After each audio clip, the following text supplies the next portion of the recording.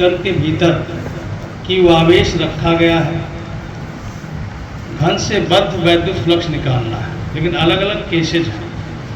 तो सबसे पहला केस तो ये बनता है कि अगर घन के भीतर आवेश है तो उससे बद्ध वैद्युत फ्लक्स का मान।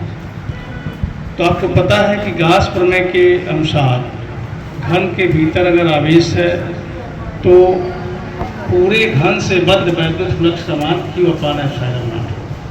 लेकिन आपका जो क्वेश्चन है उसका जो पहला पार्ट है वो क्या है, घन के एक फलक या उसको हम पृष्ठ भी कहते हैं या फिर एक सरफेस से बद्ध वैद्युत फ्लक्स का मान ज्ञात करना है।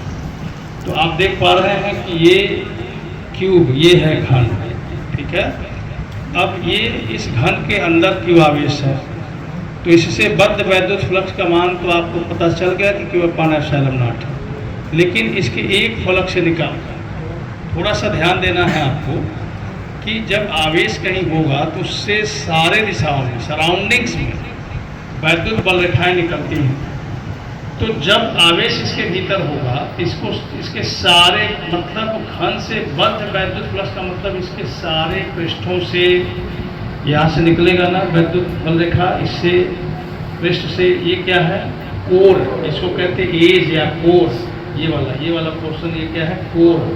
इस कोर से ही लाइन निकलेगी ना, समझ गए, यानी इससे भी फ्लक्स होगा। ये क्या है, ये क्या चीज़ है, ये शीर्ष है, इस शीर्ष से भी इलेक्ट्रिक फ्लक्स होगा। और समझ गए पूरी बात को। अब आपको ये बताना था, इसमें ध्यान से देखना था, इस पूरे घन से बद्ध वैद्युत फ्लक्स है Q/ε0। अब पूछ रहा है इसके एक पृष्ठ से, तो कुल कितने पृष्ठ हैं इस घन में, कितने पृष्ठ हैं आप गिन के देख लीजिए, इसमें कुछ दिक्कत ही नहीं है। एक है, क्लियर, इधर वाला 2 हो गया, इधर वाला 3 हो गया, इधर वाला 4 हो गया, एक ऊपर और एक 6। तो इसमें कुछ न याद करना है, सारी बातें आपके सामने दिख रही हैं। तो पूरे 6 फलक से बद्ध वैद्युत फ्लक्स का मान कितना है Q/ε0। तो एक से कितना होगा, 6 Q/, बोलो जल्दी, Q/, पूरे 6 फलक से बद्ध वैद्युत फ्लक्स का मान Q/ε0 है, तो एक से कितना होगा, उसका 1/6 हो जाएगा ना। तो आपका पहला आंसर आ गया, पहला वाला आंसर सीधे सीधे आ गया कि इस घन से, घन के एक पृष्ठ से बद्ध वैद्युत फ्लक्स, तो एक पृष्ठ से बद्ध वैद्युत फ्लक्स, ठीक है ना, ये पूछा हुआ है, बद्ध वैद्युत फ्लक्स।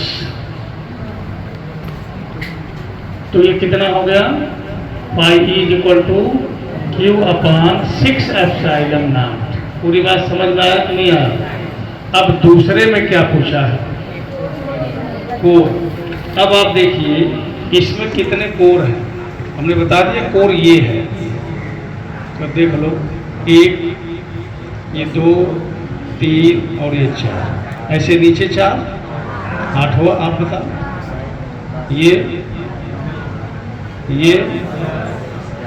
ये तो गिन लिया गया ना, इधर 2 और 12, कितने कोर होते हैं, 12 कोर होते हैं।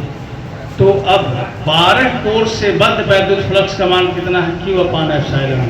तो एक से कितना होगा, Q/12ε0। तो एक कोर से बद्ध वैद्युत फ्लक्स, कोर से बद्ध वैद्युत फ्लक्स, ये हो गया π = Q/12ε0। बात क्लियर हो गया। अब तीसरे नंबर पर क्या पूछा, शीर्ष से। अब देखो शीर्ष कौन है, ये जो कोना है यही शीर्ष है, ये वाला 1, 2, 3, 4 और ये कितने कोर, कितने शीर्ष है, 8।